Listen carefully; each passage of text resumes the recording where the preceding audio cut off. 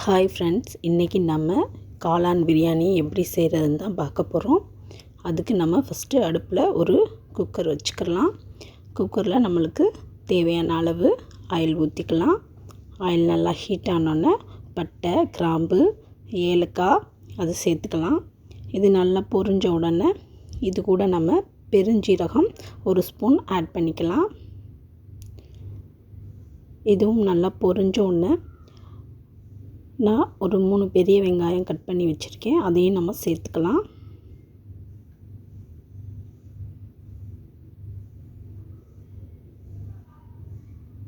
இது நல்லா பொன்னிறமாக வர வரைக்கும் வதக்கி விட்டுக்கலாம். இது கூட 2 ஸ்பூன் பூண்டு பேஸ்ட்டு சேர்த்துக்கலாம். அப்புறம் 2 ஸ்பூன் இஞ்சி பேஸ்ட்டு அதையும் சேர்த்துக்கலாம். இது ரெண்டையும் நல்லா வதக்கி விட்டுக்கலாம். நல்லா பச்சை வாடை போகிற வரைக்கும் நம்ம வதக்கி விட்டுக்கலாம். இப்போ நான் ஒரு 2 தக்காளி நறுக்கி வச்சுருக்கேன். அதையும் இது கூட சேர்த்துக்கலாம். தக்காளி நல்லா மசிகிற அளவுக்கு நம்ம வதக்கி விட்டுக்கலாம்.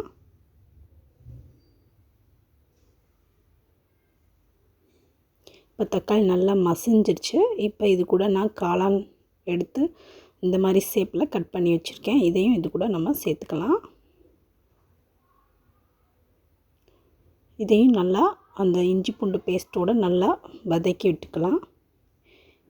இப்போ 2 spoon biryani masala, 1 spoon red chilli மிளகாய்த்தூள், அரை ஸ்பூன் மஞ்சள் தூள், இது எல்லாத்தையும் நம்ம கலந்து விட்டுக்கலாம். இப்போ ஒரு 1/4 கப் தயிர் இது கூட ஆட் பண்ணிக்கலாம்.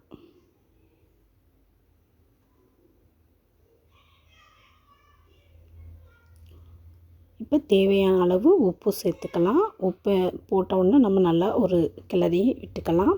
இப்போ நான் இந்த பவுலில் 2 கப்பு எடுத்திருக்கேன் ரைஸு. நான் சாதாரண பொன்னி ரைஸ் தான் எடுத்திருக்கேன்.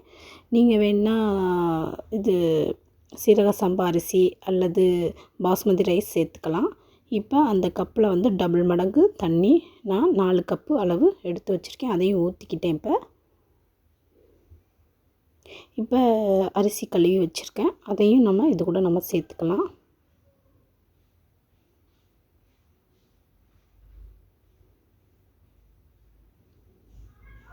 இப்போ இது கூட நம்ம ஒரு குக்கர் மூடியை போட்டு மூடிட்டு 2 விசில் விட்டு எடுத்துக்கலாம். உங்களுக்கு எத்தனை விசில் தேவையோ அந்த மாதிரி நீங்கள் விட்டுக்கலாம். இப்போ நல்லா ரிலீஸ் ஆகி வந்துருச்சு. இப்போ ஓப்பன் பண்ணி பார்த்தா ரொம்ப சூப்பராக வந்திருக்கு காளான் பிரியாணி. இது கூட நம்மளுக்கு தேவையான அளவு நெய்யும் சேர்த்துக்கலாம்.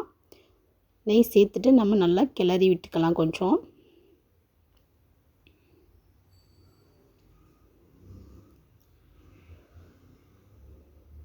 இப்போ இதை ஒரு பிளேட்டில் நம்ம சர்வ் பண்ணிக்கலாம்.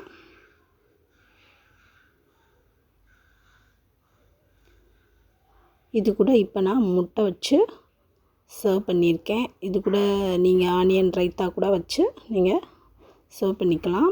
இந்த மாதிரி நீங்களும் செஞ்சு பாருங்கள். இந்த பிரியாணி டக்குன்னு நம்ம செஞ்சிடலாம். இந்த வீடியோ பிடிச்சிருந்தால் லைக் மற்றும் ஷேர் பண்ணுங்கள். மறக்காமல் சப்ஸ்கிரைப் பண்ணிடுங்க. தேங்க்யூ ஃபார் வாட்சிங்.